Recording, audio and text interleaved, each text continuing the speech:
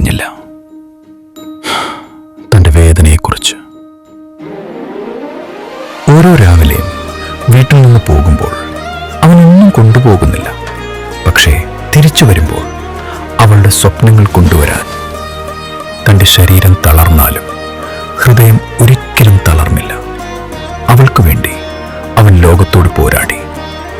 അവൾക്കറിയില്ലായിരുന്നു ആ ചെറിയ ടിഫിൻ ബോക്സിൽ ഭക്ഷണം മാത്രമല്ല, അവൻ്റെ സ്നേഹവും ഉണ്ടായിരുന്നു. ഒരു ചെറിയ കുറിപ്പ്, ഐ ലവ് യു, അത്രമാത്രം.